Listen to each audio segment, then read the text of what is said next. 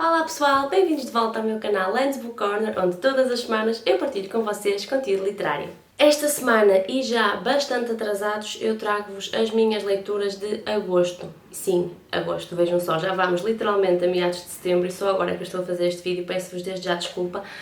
Mas pronto, aconteceram coisas, só agora é que consegui filmar, mas não desisti de o fazer. Ainda pensei em, como já estou tão atrasada, juntá-lo com este setembro, mas pronto, decidi que não. Vou então fazer este pequeno vídeo para vos mostrar os livros que li em agosto, como normalmente faço. Mas, antes de mais, não se esqueçam de subscrever o canal e colocar a gosto neste vídeo e partilhá-lo com toda a gente, amigos e família, com quem quiserem, já sabem. Ora, vamos então começar. No mês de agosto eu li 3 livros, se não estou em erro, exatamente, foram 3 livros que eu li. Queria ter lido um bocadinho mais, mas não consegui efetivamente, apesar de ter sido um mês de férias, foi também um mês com alguns percalços familiares e portanto não consegui de todo ler quanto queria, mas li 3 livros e fiquei bastante contente com os 3 livros que li, portanto vou-vos já falar do que li. Ora, o primeiro livro que eu li no mês de agosto é de Domingos Amaral, um escritor português que eu adoro. Comecei a ler os livros dele, eu penso que há cerca de 2 ou 3 anos, não conhecia muito a escrita dele. Ele escreve muito até sobre conteúdo ligado à história de Portugal, e se não for ligado à história de Portugal são acontecimentos passados em Portugal, ou seja, a história em si que ele cria é passada em Portugal. Portanto, eu gosto muito disso na escrita dele e gosto mesmo muito das histórias que ele cria, porque mesmo quando ele cria e quando fala da história de Portugal, ele mete sempre um bocadinho de romance e de alguma ficção aqui pelo meio, e os livros dele são bastante interessantes. Ora bem, o que eu li como primeiro livro em agosto foi o Assim Nasceu Portugal. É este livro aqui. Isto aqui são 3 livros. Este é o primeiro e tem mais 2 partes, que eu também já vos vou falar a seguir. Ora bem, neste livro, o que é que nós temos? Nós basicamente aqui exploramos, como o próprio nome indica, nós exploramos o Assim Nasceu Portugal, portanto estamos a falar aqui na história de Dom Afonso Henriques. Começamos aqui com Dom Afonso Henriques criança, portanto temos aqui um Dom Afonso Henriques que na altura não era Dom Afonso Henriques, era só Afonso Henriques, com 3 anos mais ou menos, na altura em que o pai dele morre, o Conde Henrique, e portanto neste livro nós vamos explorar a infância dele e vamos até ao início da idade adulta, portanto ali perto dos seus 18 anos, mais coisa menos coisa. Portanto, nós aqui ainda não temos o Dom Afonso Henrique que nós conhecemos, não temos ainda o rei Dom Afonso Henriques, até porque a história em si é muito rica. Esta história de Portugal, especialmente a fase de Dom Afonso Henriques, é muito rica em conteúdo e, portanto, daí o autor ter decidido partir este livro em 3 partes, porque cada livro tem cerca de 500 páginas, mais ou menos, 400 e qualquer coisa. Portanto, efetivamente são livros grandes e fazia mais sentido criar 3 livros do que criar um livro enorme. Portanto, sim, neste livro nós seguimos um Afonso Henriques desde os seus 3 anos até ao início da sua idade adulta.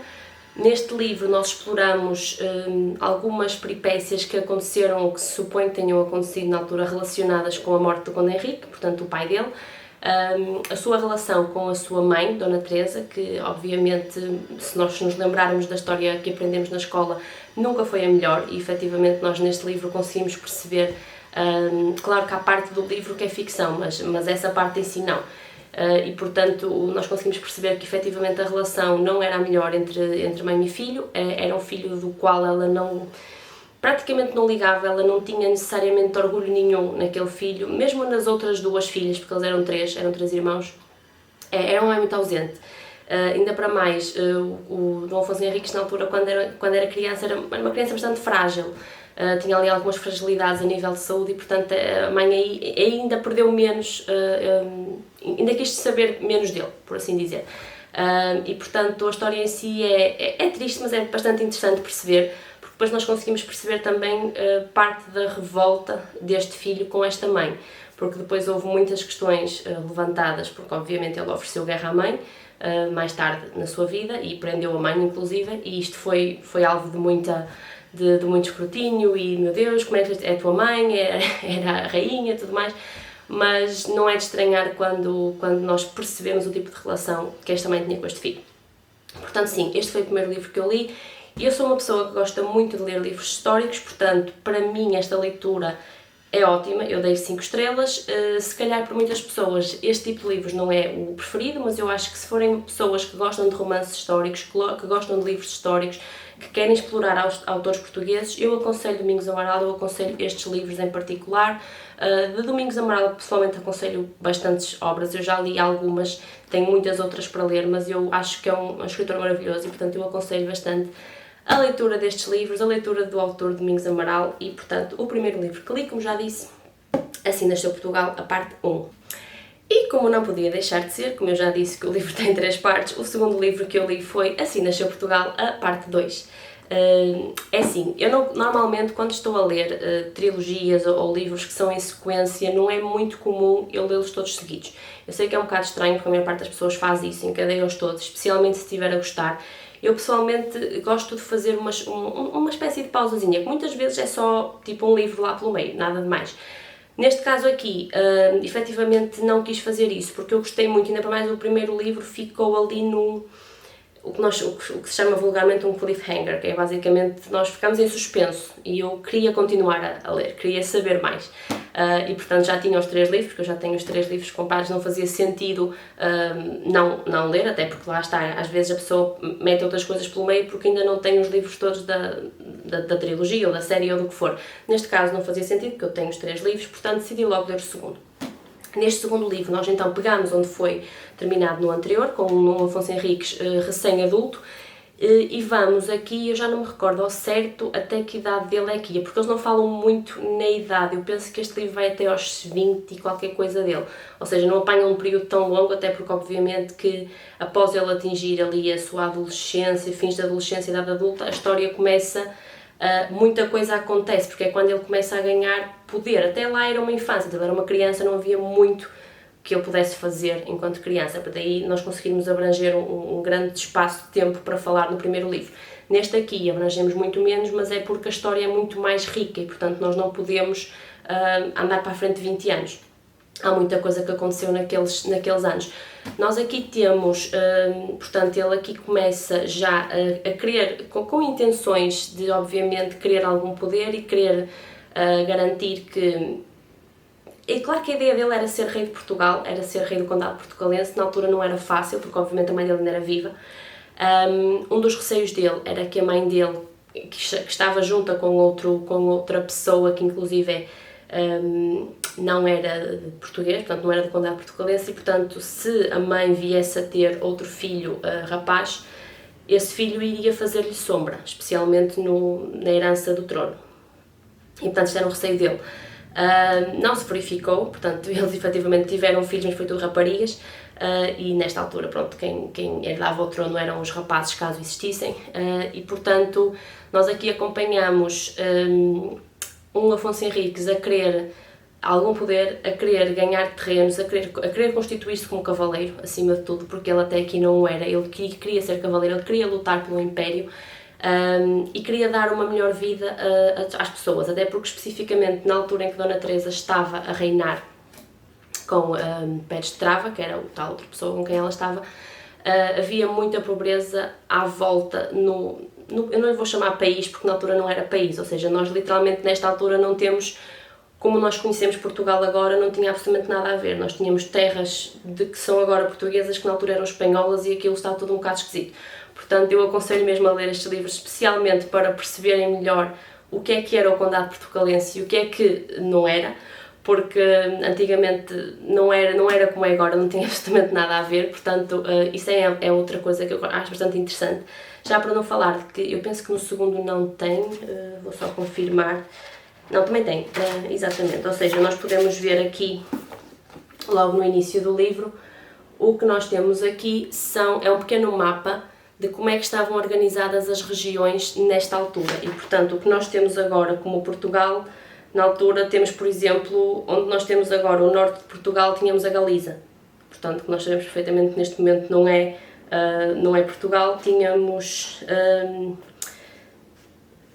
Badajoz também era praticamente no que nós conhecemos agora como Portugal, ou ali mesmo na fronteira, ou seja, não havia a mesma definição. Algumas das cidades tinham o nome que têm agora, mas muitas outras não, muitas outras foram adquiridas ao longo do tempo. E, portanto, isso era uma das coisas que o Afonso Henrique queria. Ele queria poder, ele queria conquistar mais, ele queria criar impérios para poder fazer frente aos espanhóis e para poder fazer frente também, não era que ele tivesse necessariamente interesse em fazer frente a este primo, ele tinha um primo que era o imperador naquele momento, e ele queria, portanto, terras que lhe deviam ser dadas por direito, e não foram.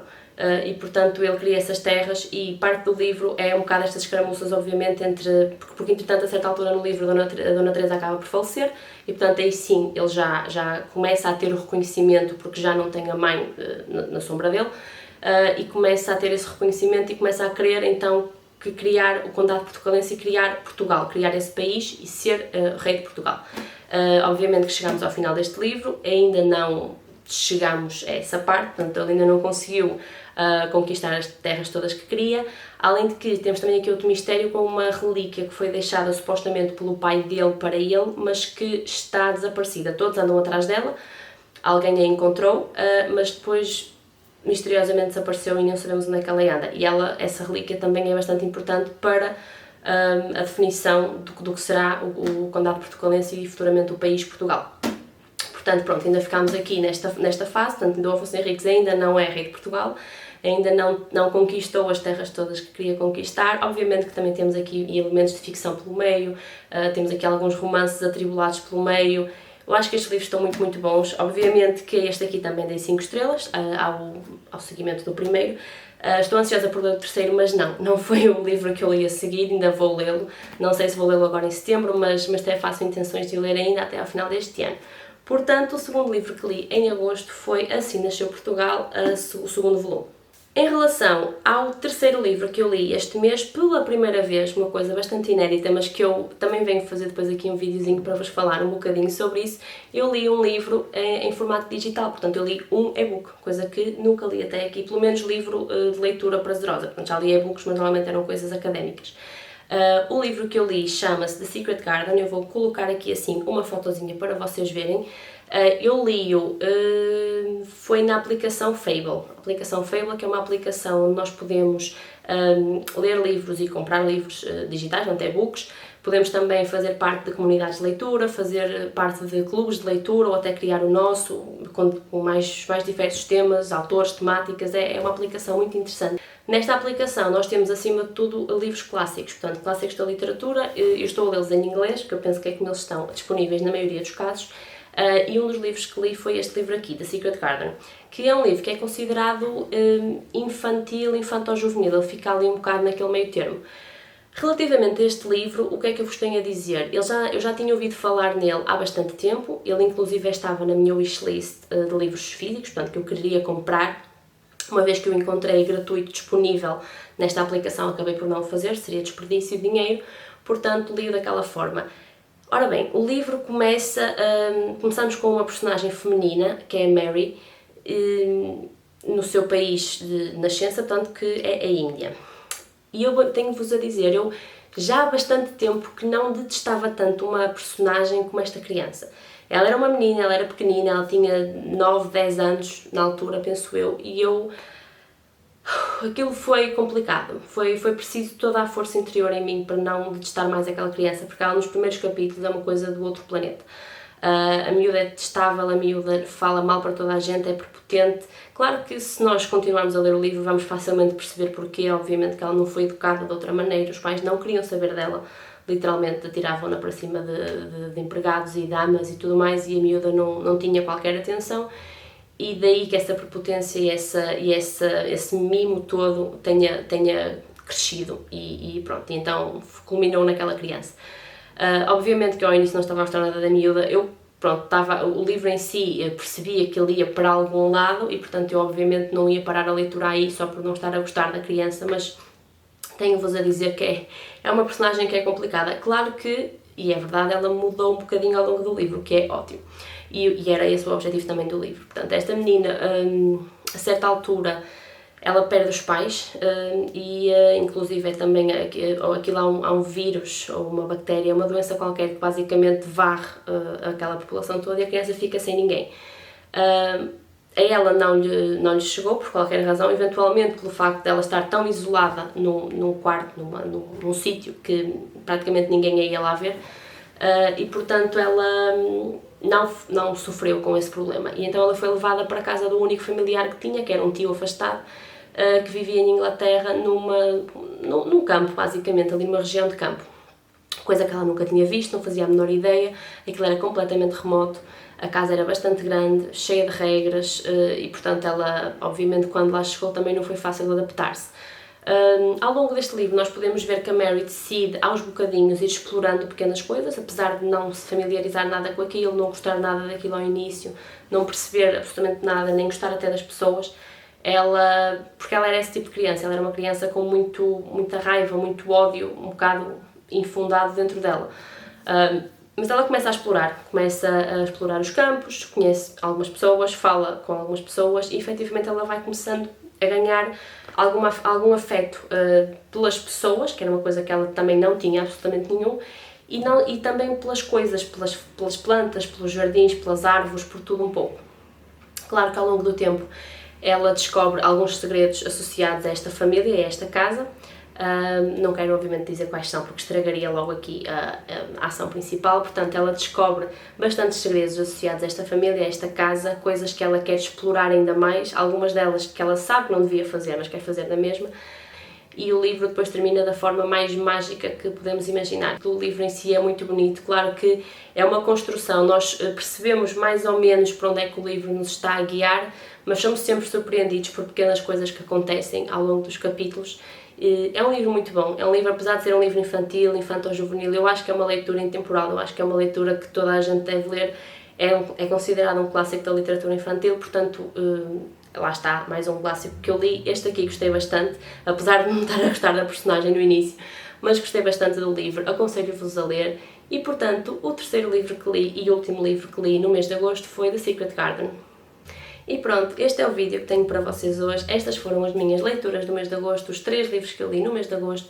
Espero que tenham gostado. Não se esqueçam de comentar, de subscrever o canal, de colocar gosto neste vídeo.